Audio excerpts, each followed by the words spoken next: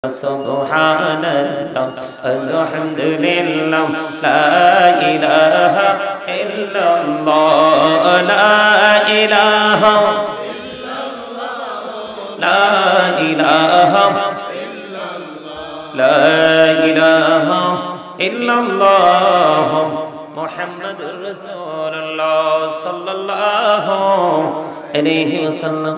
বন্ধুরে আমার, আল্লাহ রাব্বুল আলামিন বলেছেন তুবু ইলাল্লাহি জামিআ আইয়ুহাল মুমিনুনা লাআল্লাকুম তুফলিহুন। ঈমানদারদেরকে ডেকে ডেকে বলেছেন, ঈমানদারেরা তোমরা তওবা করো, তোমরা তওবা করলে সফল হবে। জোরে জোরে কন্না সুবহানাল্লাহ। ওয়াজটা কার? সফলতা অর্জন করতে হলে তওবা করতে হবে। আর আল্লাহ রাব্বুল আলামিন ডাক দিয়েছেন ঈমানদারদেরকে, তোমরা আল্লাহর কাছে তওবা করো, তাহলেই তোমরা সফলতা অর্জন করতে পারবে। আর এই তওবাটা হবে তওবা করার মতো তওবা, যেটা খালিস নিয়তিবন্ধ তওবা। আমার আল্লাহ জানিয়ে দিয়েছেন তওবা করো, আল্লাহ রাব্বুল আলামিনের দিদার পর্যন্ত পৌঁছে যেতে পারবে রে।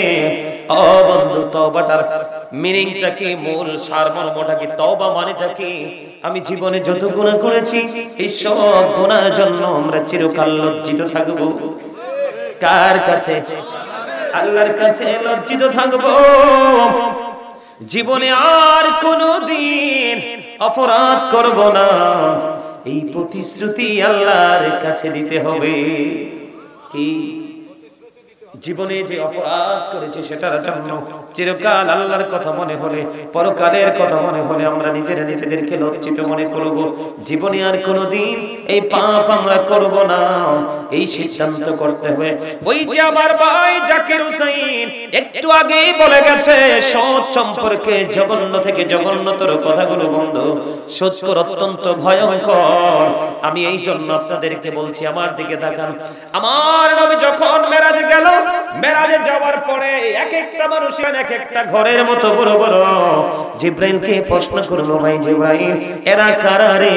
জিব্রাইল ডেকে ডেকে বলল, ইয়া রাসূলুল্লাহ, ইয়া হাবিবাল্লাহ, নবী গো, এরা হলো পৃথিবীর সুদখোর আর ঘুষখোর। আওয়াজ করে বলুন না নাউযুবিল্লাহ, আর জোরে বলেন না নাউযুবিল্লাহ। আমার নবী বললেন, রে জিব্রাইল, আমি চাইয়া দেখলাম এদের পেটের মধ্যে সাপ আর বিচ্ছু দেখা যায়। জোরে জোরে বলুন না নাউযুবিল্লাহ। আপনার ওই যে তিনি বলেছেন, হাদিস শরীফ থেকে সংগ্রহ করেছেন, যিনি সুদ দেয়, যিনি সুদ খায়, যিনি সুদের সাক্ষী হয়, যিনি সুদের ইসলাম লেখে বা আদান প্রদানে কোনো না কোনো প্রত্যক্ষ পরোক্ষভাবে, ডাইরেক্টলি ইনডাইরেক্টলি যারা যুক্ত থাকে, সবাই সমান অপরাধী। এই জন্য বলছি বন্ধু, যদি কোনো মানুষ জানে একটা লোক জুলুম করতেছে, অন্যায় করতেছে, অপরাধ করতেছে, জানার পরেও বাজারের দিন একটা ব্যাগ বাজার মাছের ফিশারি থেকে যখন মাছ ধরা হবে, একটা মাছ কি মোবাইল পকেটে ঢুকাও, এটা ফাইজলামির জায়গা। তোমরা যে এটা করতেছো, এটাও তোমাদের একটা ইনকাম ও সওয়াব। কি হুজুর, তোমরা এখানে কি রং ঢং করবা? এটা পকেটে ঢুকাও, ঢুকা জিন্স প্যান্টের পকেট সব ঢুকাবে না। আপনারা জানেন না তো, আপনারা জানেন না বাংলাদেশ একেবারে গজবের ধার প্রান্তে, একেবারে গজবের ধার প্রান্তে। আপনারা কল্পনা করতে পারবেন না যুব সমাজ যে কতটা নষ্ট হয়েছে। এই যে মুরব্বিগুলো দেখেন, আমি আসার পরে দেখছি আমার দাদা অসুস্থ, এতক্ষণ শুয়ে ছিল, তারপরে এখন উঠতে বসতে, তারপরে ওয়াজ ছাড়ে নাই। আসার সময় দেখছি দোকানের পাশে বৈশা বৈশা ঠ্যাঙ্গের উপর ঠ্যাং দিয়ে মিয়া মোবাইল টিপতেছে। কি করতেছে? মুরব্বিদের অন্তর আল্লাহর রাসূলের ভালোবাসায় ভরা। বর্তমান যুবক যুবতীদের, ম্যাক্সিমাম যুবক যুবতীদের অন্তর হিংসা, নোংরামি আর আত্মগরিমায় ভরা। আমার কথাগুলো একটু খারাপ লাগবে, কারণ আল হাক্কু মুররুন, হক কথা তো তিতা। কি হক কথা তিতা হইলে কি হইছে? আল্লাহ কয় অকুলু কাওলান সাদীদা, আল্লাহ বলে সেই দা রাইট থিং।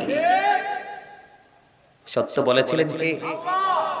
তার এখান থেকে সত্য আমাদের কাছে আসছে কার মাধ্যমে?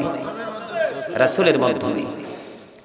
হযরত মুহাম্মদ সাল্লাল্লাহু আলাইহি ওয়াসাল্লাম was born in our country. His father's name was Abdullah, his mother's name was Jamila, His father had died before he was born. He lost his mother in his childhood. He was very truthful. আমার নবী ছিলেন শ্রেষ্ঠ সত্যবাদী। আরে শুধু সত্যবাদী নেই, আমেরিকার গবেষক মাইকেল এইচ হার্ট 100 জন প্রভাবশালীর তালিকা করেছেন। তিনি তালিকায় বলেছেন the 100 ranking of the most influential person in the history।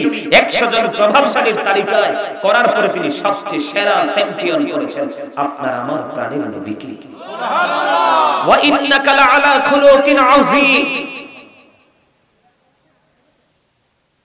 You are good character। আমার নবী ছিলেন শ্রেষ্ঠ চরিত্রের উত্তম চরিত্রের অধিকারী। সুবহানাল্লাহ। আর আমরা সেই নবীর উম্মত হই, আমরা হচ্ছে you are characterless, চরিত্রহীন। কথা বলেন না কেন? জিনা করলে শুধু চরিত্রহীন নয়, জিনার বাইরে অসংখ্য চরিত্রহীন হওয়ার জন্য রাস্তা খোলা। সেই রাস্তায় অলরেডি মুসলমান ঢুকে গেছে। কাকে? হিন্দু, খ্রিস্টান, বৌদ্ধ, ইহুদি, নাসারা, এদের ধর্মের কোনো অস্তিত্ব নাই, কারণ তাদের ধর্মের স্রষ্টা হলো শয়তান। কি? আর আল্লাহ বলতেছে আমাদেরকে শয়তান is the eternal enemy of the believers. ঈমানদারদের প্রকাশ্য শত্রু হলো শয়তান। কিন্তু প্রকৃত মুমিন যারা, আল্লাহ তাদের সম্পর্কে ওয়াজ করতেছে ইন্না কাইদা শাইতানি কানা দাঈফা। আল্লাহ বলেছেন শয়তান ডিসিপশন ইজ ভেরি উইক। শয়তানের ধোঁকা মুমিনের জন্য একেবারে দুর্বল। আর কিছু করতে পারলো পবিত্র কাজের জন্য মুমিনকে আটকাতে পারবে না শয়তান। ওয়াজ করেছেন কে? আল্লাহ। আরো জোরে বলেন কে? আল্লাহ। এজন্য বলছি যুব সমাজ ধ্বংস হয়ে গেছে। বাংলাদেশে একেবারে গজবের ধার প্রান্তে শুধুমাত্র এই মোবাইল নামক অভিশাপ। কে নাম ভুল বলছি? পৃথিবীর খবরে তো নাই, তার নিজের খবরে তো নাই। কিছুদিন আগে আপনার ওই যে নোয়াখালী সেনবাগ এক রাস্তায় এক ছেলে সাইকেল করে যাচ্ছে, তো মোবাইলে কি লাগায়? লত এগুলো লাগাইছে, সাইকেল চালাচ্ছে, খবর নাই। ওই যে মিউজিকের তালে তালে রাস্তা পাশে দিয়ে সিন যে এসে বাড়ি দিছে, বাড়ির সাথে স্পট দেন, জাগাত শেষ। এরকম অসংখ্য খেলা চলতেছে। বন্ধুরে আমার, আমার নবী আপনার নবী সরকারি মদিনা, তিনি বলে দিয়েছেন, জানিয়ে দিয়েছেন বন্ধু, জানো তুমি একটা মানুষ খায়, এটা অনেক বড় অন্যায়, যেটা তার মায়ের সাথে জিনা করার সমান। তুমি জানার পরেও বন্ধু, একটা মাসের জন্য, একটা বাজারের জন্য, একটা পাঞ্জাবের জন্য, অথবা তোমার বাড়ির আগে নাই সমস্যা সমাধানের লক্ষ্যে তুমি অন্যায়কারীকে দিন দিন সাপোর্ট দিয়ে যাচ্ছ। আল্লাহর হাবিব বলে দিয়েছেন সুস্থ মস্তিষ্কে অপরাধকে, জুলুমকে সাপোর্ট দেওয়ার কারণে আল্লাহর হাবিব জানিয়ে দিয়েছেন তুমি যখনই সাপোর্ট দিয়েছ তখনই তুমি মুসলমান থেকে খারিজ হয়ে গেছো। তুমি আর মুসলমান নাই। এই জন্য বলেছি বন্ধু, দাহিয়াতুল কলবি একে করুন 70টা কন্যা সন্তান জীবিত কবর দিয়েছে। কয়টা? সর্বশেষে যেটাকে কবর দিয়েছে নাম ছিল জামিলা। এত সুন্দর বিবি কন্যাটাকে বন্ধু লুকিয়ে রেখেছিল। যখন মেয়েটা প্রাপ্ত হলো, সুন্দর ফুটফুটে চেহারা হলো, তখন বিবি মনে করেছে আমার স্বামী এই বাচ্চাটাকে দেখলে হয়তোবা তার মনের হিংস্রতা দূর হয়ে যাবে। তারপরেও ও বন্ধু মেয়েটাকে তার সামনে নিয়ে আসলো, কিন্তু ওই দাহিয়াতুল কলবির মনের ঘর থেকে হিংস্রতা বন্ধু দূর হলো না। তাকে সফরের উদ্দেশ্য করে নিয়ে গেল, নিয়ে যাওয়ার পরে তাকে গর্ত খনন করে গর্তের মধ্যে ঢুকিয়ে তাকে পাথর নিক্ষেপ করে মেরে ফেলল।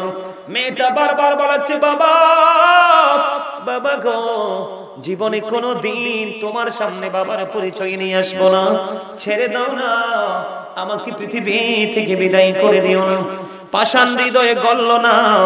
ও বন্ধু, সুন্দর পুরপুরি কন্যাটাকে পর্যন্ত হত্যা করে ফেলল। হত্যা করার পরে বন্ধু তার হৃদয় রাজ্যে আল্লাহ রাসূলের ভয়, আল্লাহর ভয়ে বন্ধু প্রবেশ করলো। আমার নবী সরকারে মদিনা ইমামুল মুরসালিনের কাছে গেলেন ক্ষমা চাওয়ার জন্য। তখন আমার নবী বললেন, সত্যিকারের অর্থে যদি তুমি আল্লাহর কাছে ক্ষমা চাইতে পারো তাহলে আল্লাহ রাব্বুল আলামিন তোমাকে ক্ষমা করে দিবে। তবে তোমার শর্ত আছে, রাসূলের সাথে তোমাকে পুনরায় আবার কথা বলে সব কিছু সমাধান করে রাসূলের সাথে পড়ে নাও মধুর কালেমা। জোরে জোরে কন্যা সুবহানাল্লাহ। বন্ধুরে আমার মূল বিষয় আপনাদেরকে বোঝানোর বিষয় হলো একটা একটা করে 69টা কন্যা সন্তান জীবিত কবর দেওয়ার পরেও তিনি ক্ষমা পেয়েছেন।